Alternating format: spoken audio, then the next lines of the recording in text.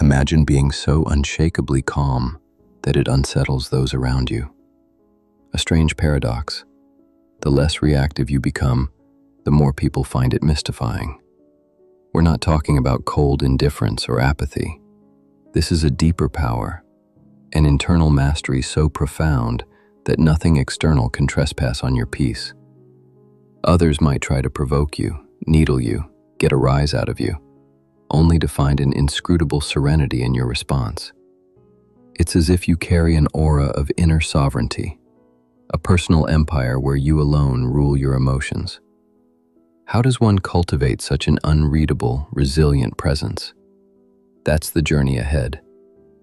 Calm in the storm. True emotional sovereignty is like a solitary tree in a tempest, unbowed by the winds of circumstance. To be emotionally untouchable is not to feel less, but to feel freely, free from external domination. It confuses people because it defies the usual scripts of reaction. When most are rattled by criticism, you remain composed. When others get defensive or offended, you stay clear and centered. This isn't an act or a stoic mask. It's the result of deep psychological transformation. We'll explore 5 key mental frameworks to get there, drawing on Stoic wisdom, Jungian psychology, Nietzschean philosophy, and Eastern practices. Each part builds on the last, guiding you from practical steps to increasingly profound shifts in perspective. By the end, you may find that the only fortress you ever needed was within. Let's begin the ascent. The Stoic Shield, mastering what you can control. Our first step is deceptively simple. Focus on what you can control and let go of what you cannot.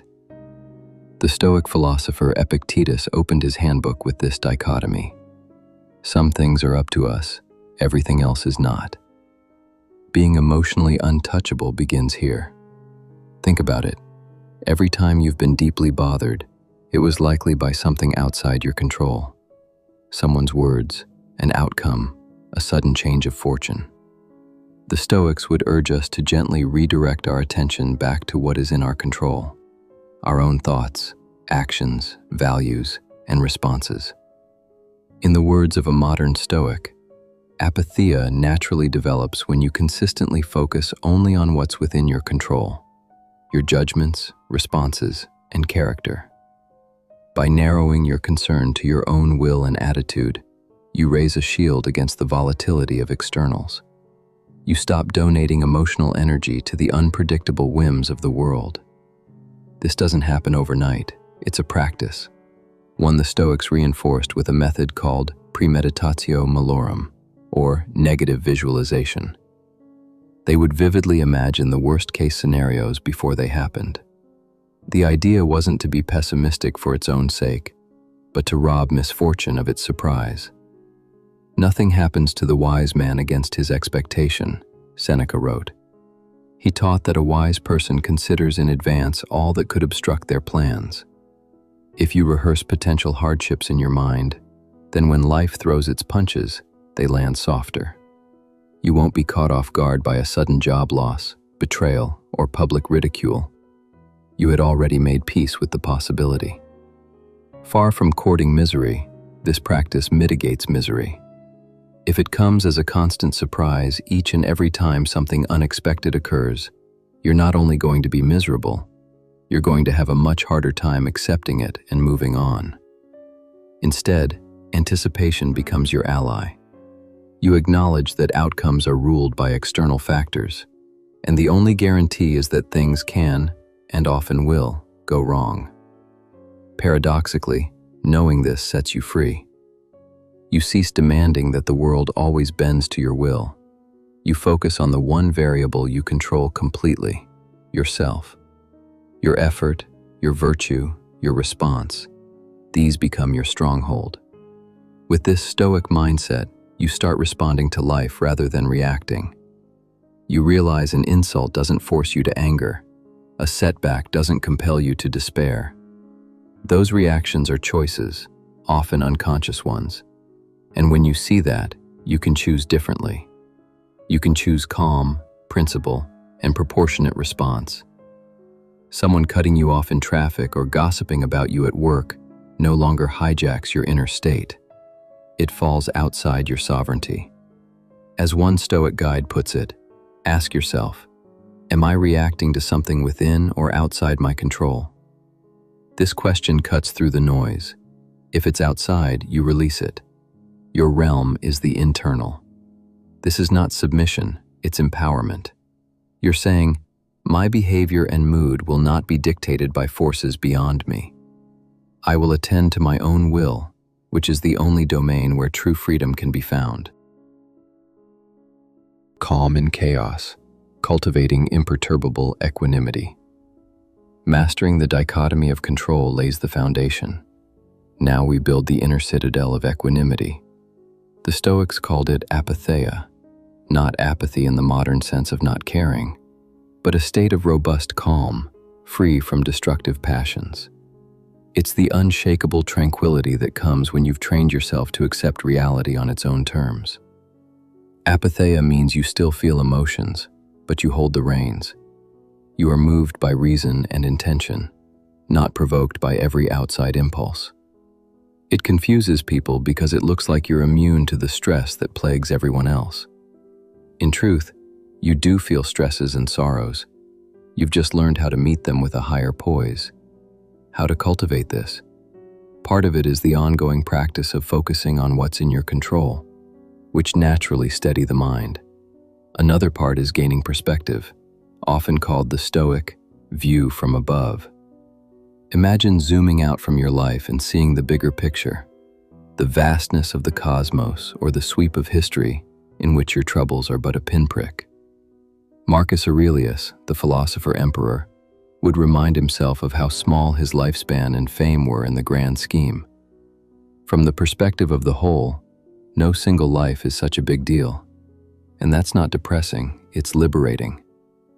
Even the most powerful people and all of our most cherished accomplishments seem trivial from a cosmic perspective, writes one commentator on Aurelius. But this can also be a source of relief, a healthy reality check. It reminds us that we are part of something much larger, and it raises us to the life of the whole. Our personal slights and triumphs alike fade into the flow of time. In Aurelius's words, then how is he not a fool who bewails his lot as though his troubles will endure for any great while? When you truly internalize this, anger and pain transform into compassion and acceptance. You become untouchable not by hardening, but by expanding. The petty things that used to hook you emotionally are now seen from 10,000 feet up, where they hardly register. Why waste your serenity on what, in the end, doesn't matter much? To others, this equanimity can appear almost eerie.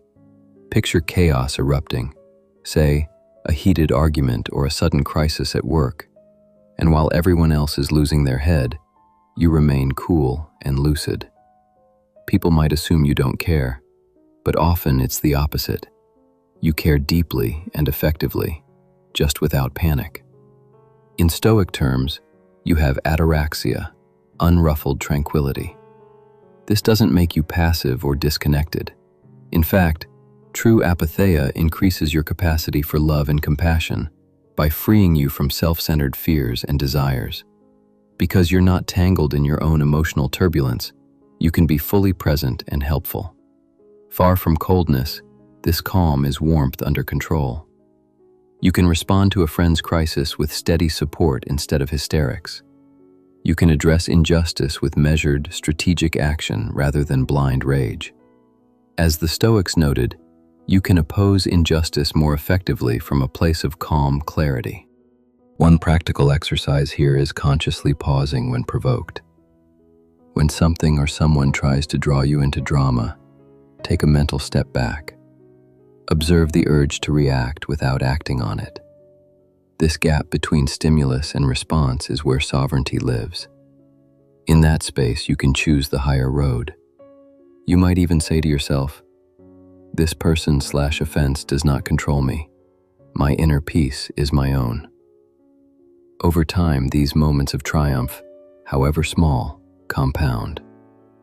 They prove to you that nobody makes you angry or anxious without your consent. As this conviction grows, a quiet confidence settles in. You no longer feel the need to constantly defend your ego or prove yourself at every provocation. There's a lovely Stoic quote: "A man's supreme art is to be self-controlled and unnerved by nothing." That's the art you are honing. When you carry this calm into the world, it can indeed confuse people. Bullying or intimidation falls flat on you, and the bully is left disarmed, facing a void where your outrage or fear would normally be. Office gossip doesn't find traction in you. Others might even find it unsettling that you don't engage in the usual backbiting or emotional reactions. Good. Let them be puzzled. As long as your calm comes from a place of genuine inner mastery and not smugness, it becomes a kind of quiet power. The less you are moved by trifles, the more commanding your presence becomes. Importantly, equanimity doesn't mean suppressing emotions or pretending nothing matters.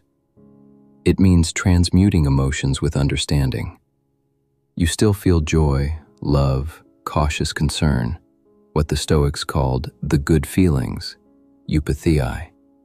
But the wild, reactive swings, the blind anger, paranoia, despair, are gradually tamed.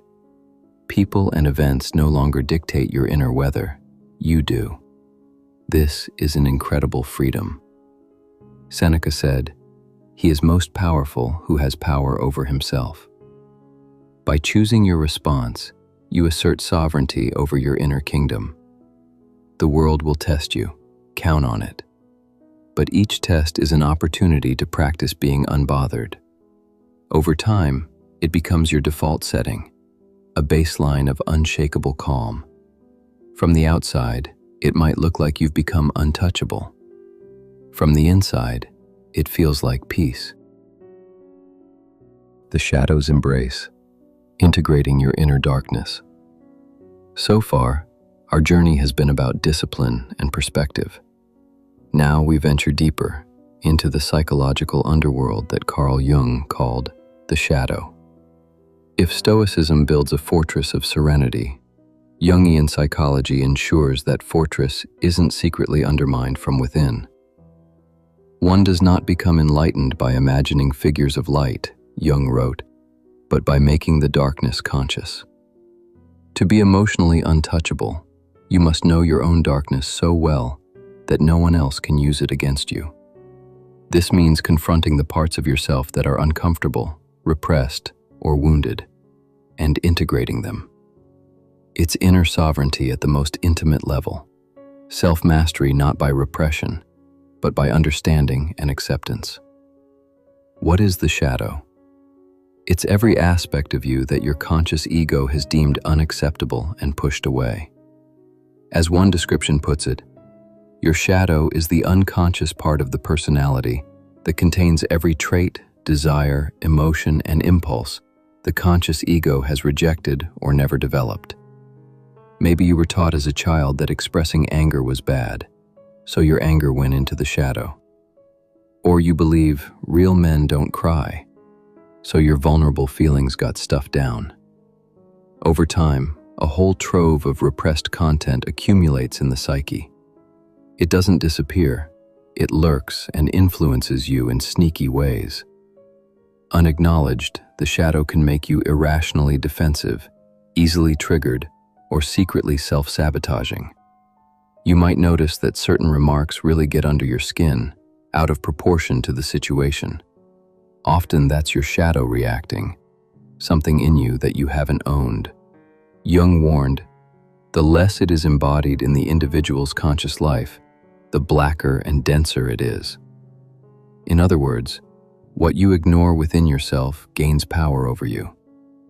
And nothing makes you more emotionally vulnerable than a shadow running amok behind the scenes. Integrating the shadow means shining a light on those blind spots and reclaiming them as part of you. This can be uncomfortable.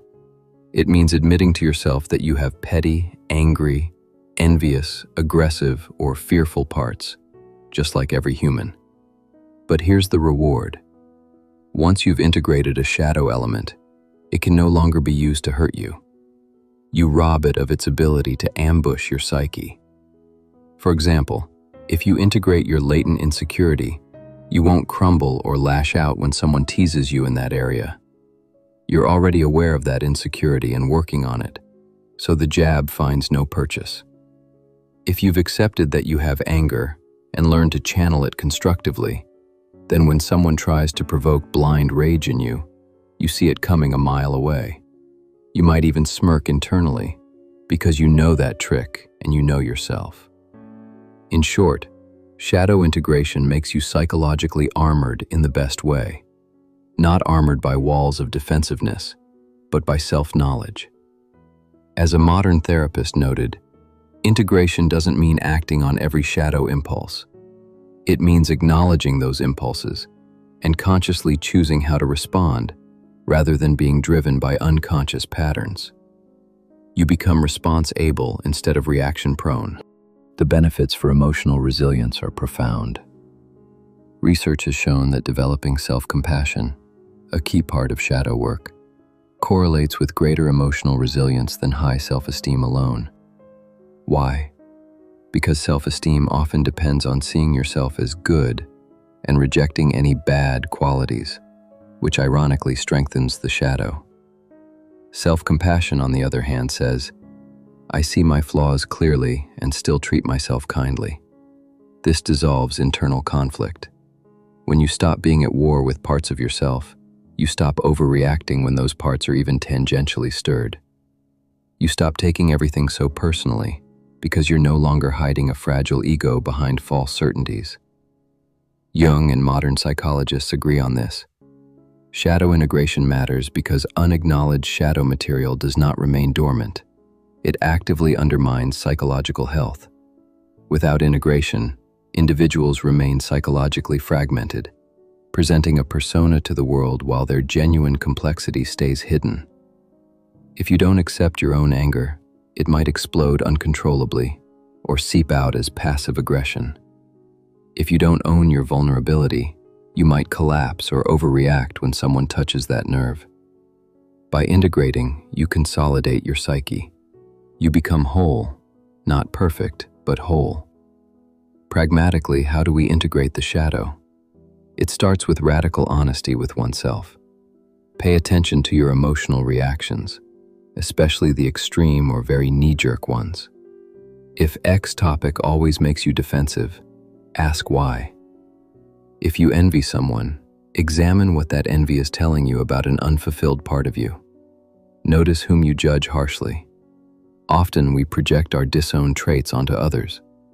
That coworker you call lazy might be carrying your own repressed need for rest. The acquaintance you label attention-seeking might mirror your own buried desire for validation. As one summary states, what triggers you reveals your shadow. It takes humility to admit these things, but that humility is the price of inner freedom. When you acknowledge, for instance, yes, I have a part of me that's hungry for approval, it stops covertly controlling you. You can work with it consciously, find healthy ways to give yourself validation, instead of it hijacking you into people-pleasing or getting devastated by mild criticism.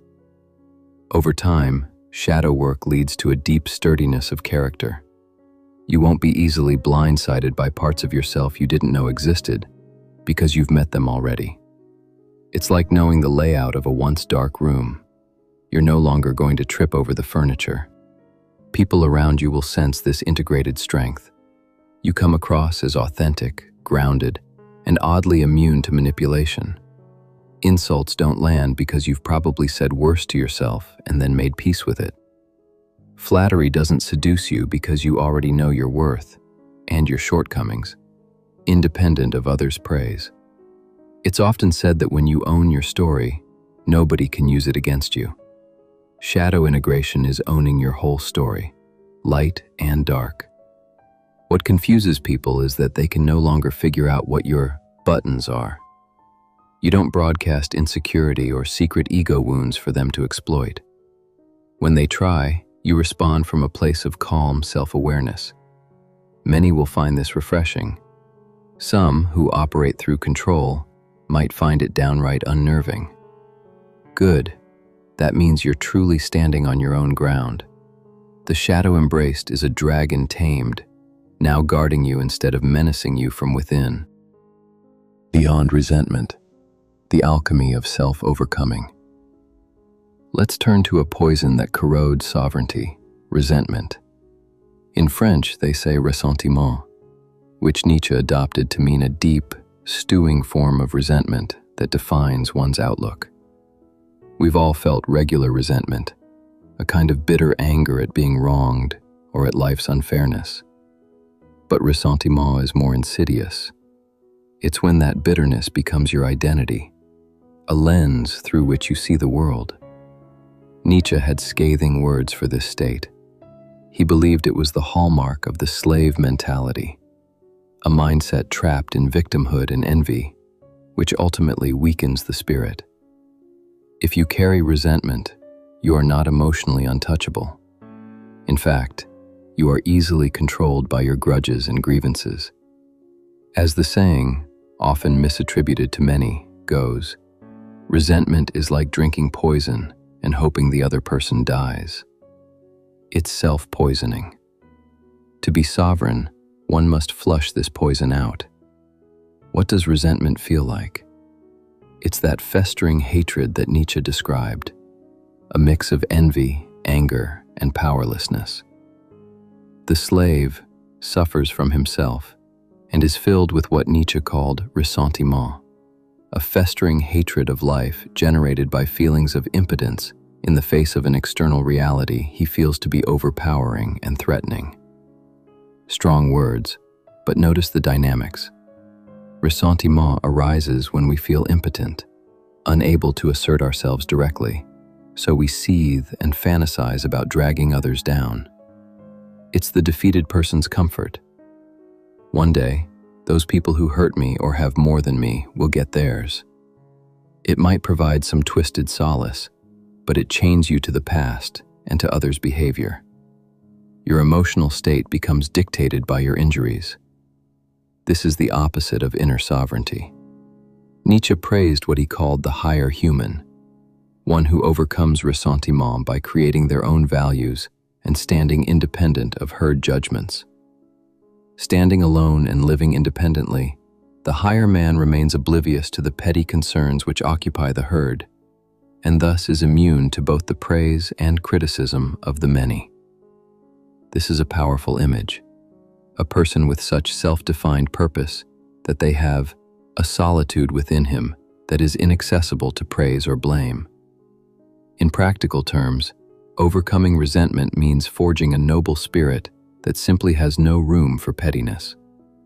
It's forgiving, not because it's moralistically good, but because you refuse to be a slave to hate. It's letting go of envy by focusing on your own path and potential. Nietzsche's hero is the sovereign individual who has the right to make promises, meaning the integrity and foresight to commit to values, and who isn't ruled by reaction to others. To be untouchable, see if you can cultivate what he might call a noble outlook. Refuse to see yourself as a victim even if you were wronged. Refuse to let your character be defined by those who hurt you. Refuse to indulge in the sour satisfaction of wishing them ill. Not because they didn't wrong you, but because you choose to transcend it.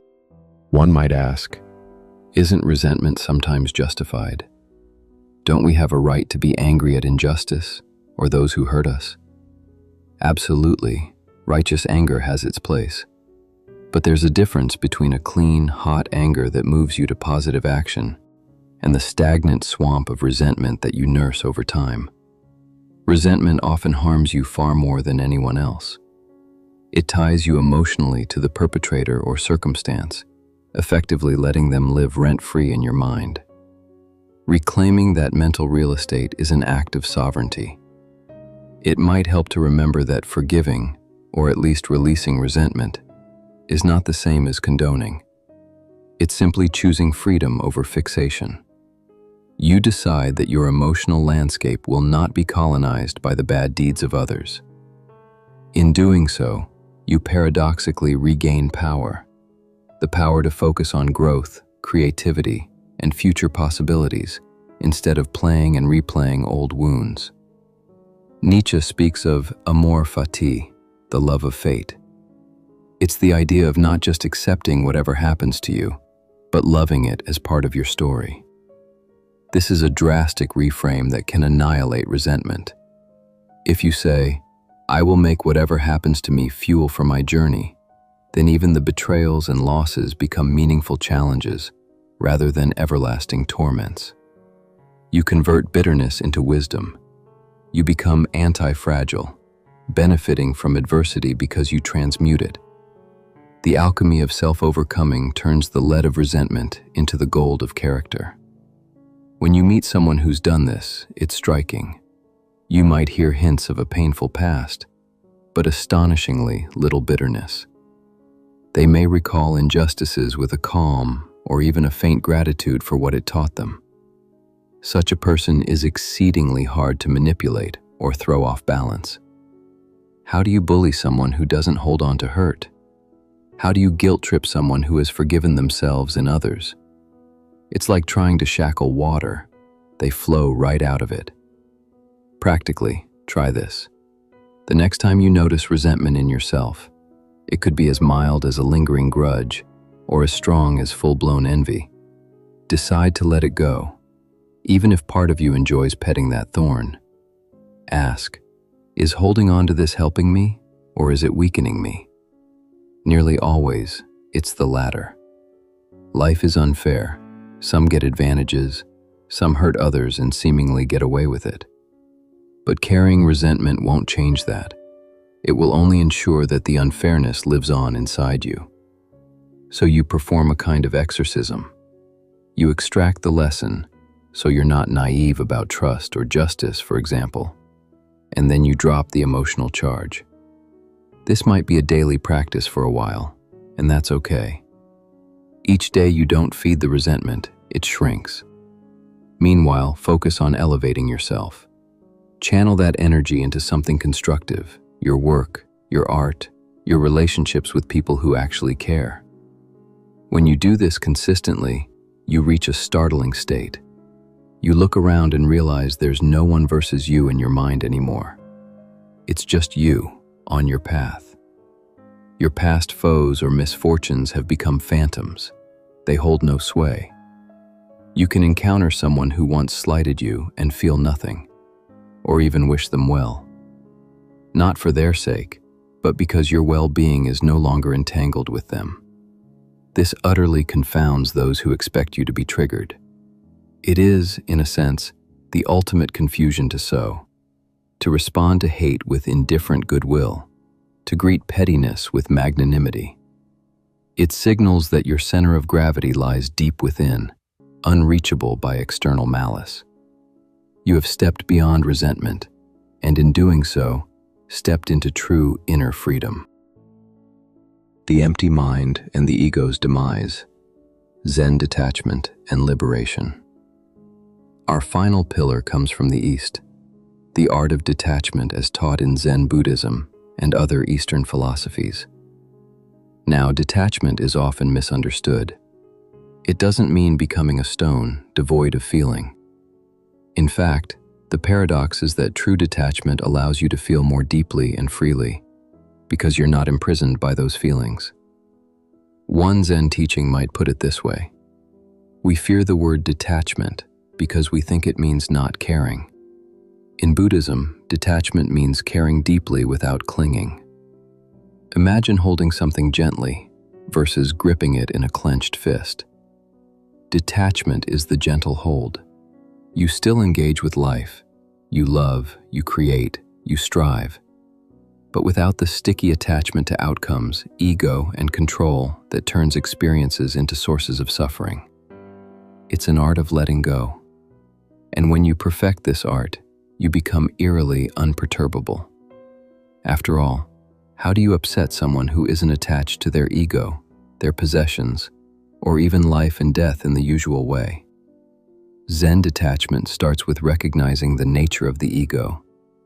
Our ego, the sense of a separate I, that wants what it wants, constantly tries to assert control, seek validation, and avoid dissolution. It's desperately clingy. And ironically, that very clinging is what generates emotional turbulence. As one modern writer put it, the ego is the root of suffering. It creates illusions of control, superiority, and entitlement. When the ego's desires are thwarted, we suffer. When its illusions are threatened, we panic or rage. Consider how much of your emotional unrest comes from the ego's voice.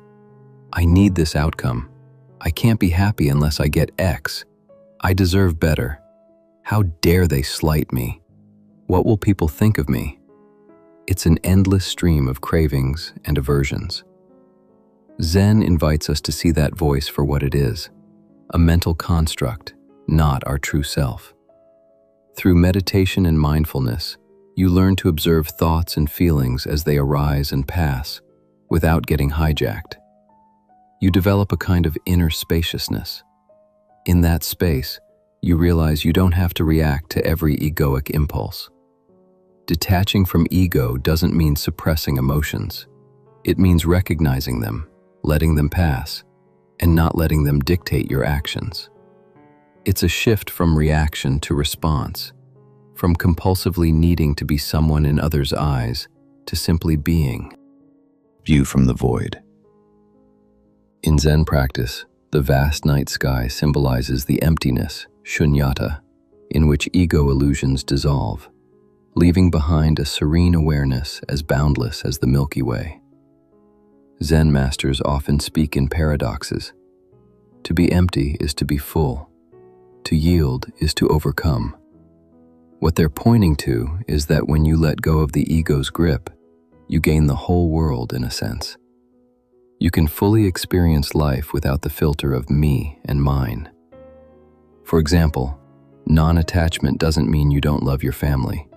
It means you love them purely, without the egoic tangle of possessiveness or expectation.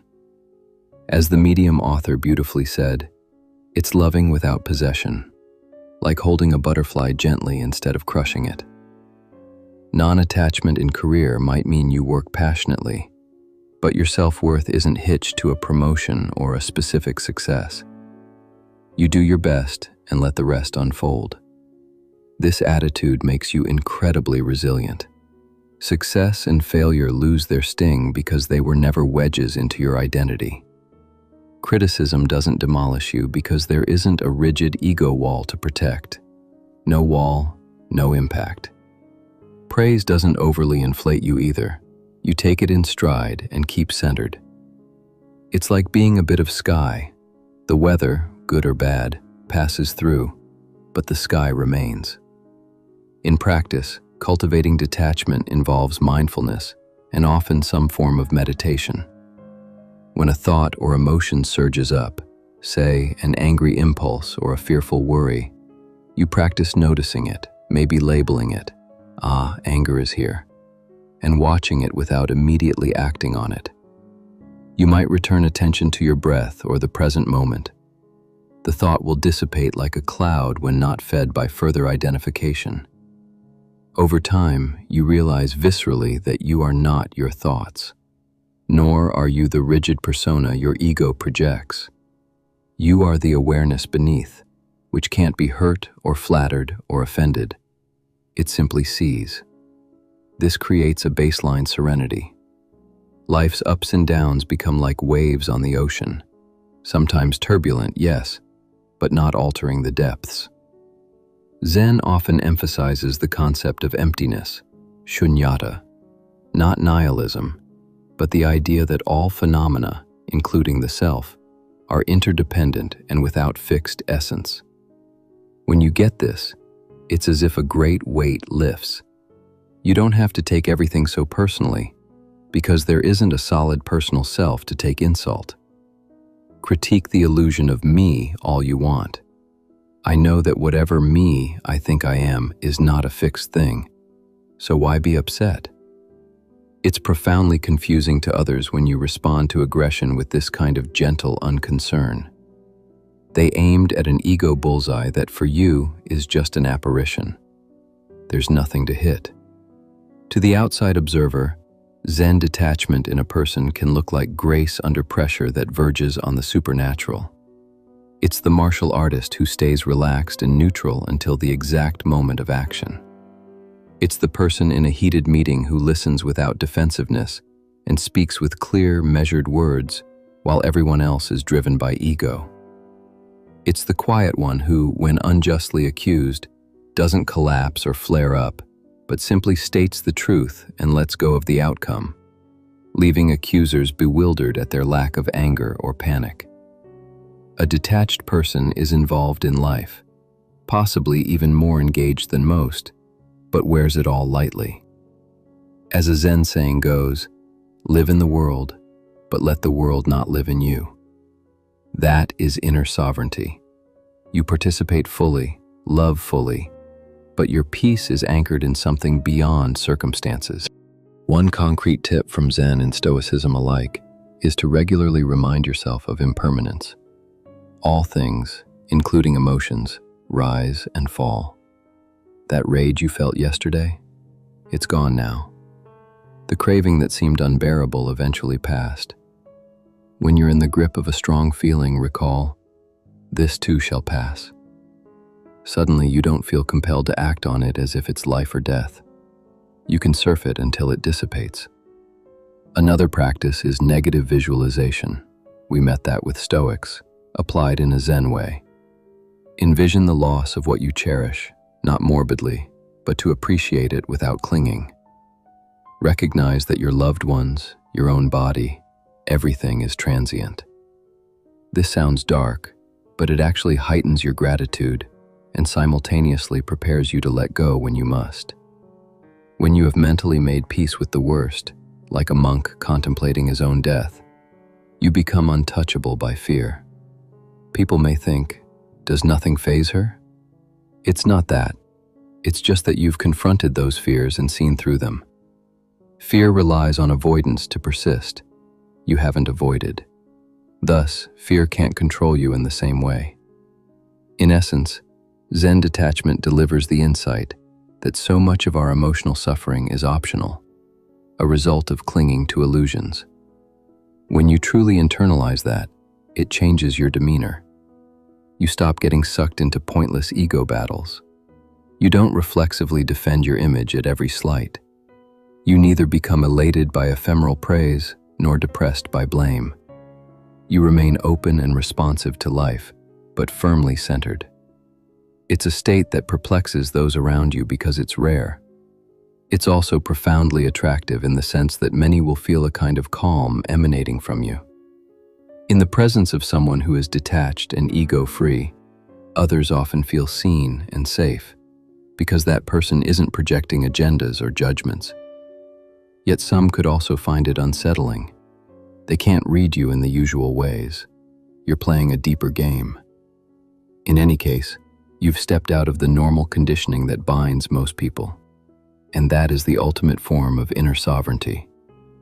The Zen master Linji famously said, "If you meet the Buddha on the road, kill him," implying that one should kill the attachment or idol, even to enlightenment itself, to be truly free.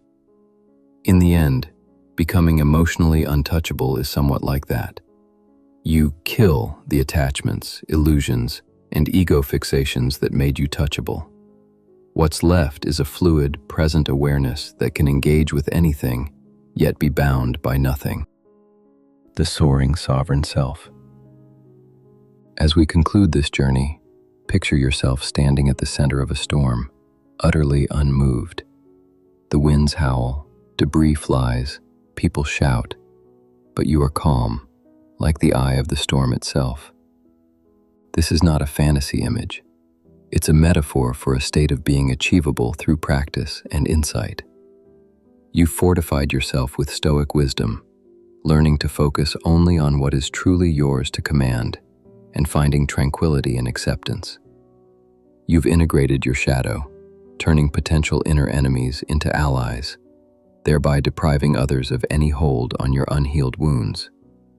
You've purged the poison of resentment, and stepped into a higher plane of self-worth that no insult can diminish. And you've embraced the Zen of letting go, dissolving egoic illusions and resting in the peaceful emptiness that remains. These are the arts of inner sovereignty, and taken together, they transform you into something of an enigma, a person who is deeply engaged with life, yet startlingly unaffected by its lesser dramas. At this point, you might notice something almost eerie. Many things that used to provoke an emotional reaction in you no longer do. It's not that you've become numb. On the contrary, you feel more alive than ever, but free. You may even find humor in situations that once caused you anxiety or anger, as if seeing them from a great height. Others could try to categorize you: cold, aloof, saintly, inscrutable. But none of those labels quite fit. The truth is simpler. You are self-possessed. You possess yourself, whereas most people are possessed by circumstance. This self-possession radiates an aura of quiet confidence and mystery. It can be unsettling to those who seek power over you, and inspiring to those who value freedom.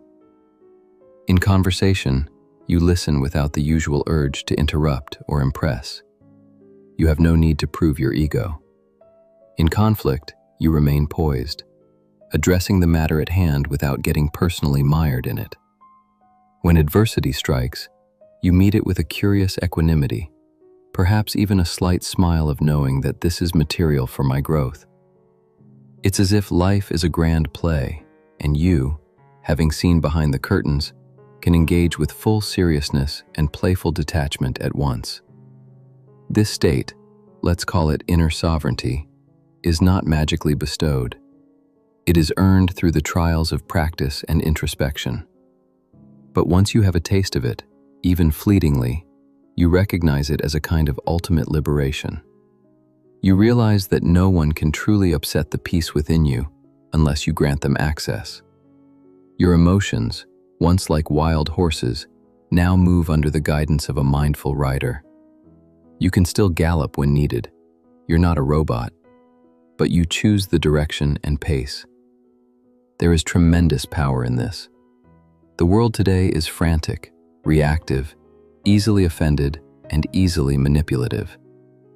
In the midst of it, the one who is unbothered in the profound sense stands out like a lighthouse on a dark shore. People may not understand your calm or your quiet confidence, but they will sense it. It might confuse them, even challenge them, to see someone who lives from the inside out rather than the outside in. In closing, consider this poetic image: a sovereign being sitting on an invisible throne in their own heart. No tyrant of circumstance can topple that throne, because its foundation is the very ground of your being. You are the ruler of this inner domain, and you rule with wisdom, compassion, and detachment. The ego's crown, which was heavy and begged for validation, has been replaced by a simple self-awareness, light as a halo. From this seat, you view the panorama of life's events with a calm understanding. Everything comes and everything goes. You cherish what is good without clinging. You face what is painful without fleeing. In this way, life can no longer break you. It can only shape you. And perhaps the final paradox is this: by becoming emotionally untouchable, you are finally able to touch the world more deeply, with a fearless love and clarity. Free from the ego's chains, you walk through life as a liberated soul, a bit of a mystique to others, a gift to those around you, and a master of the only thing that ever truly belonged to you: yourself.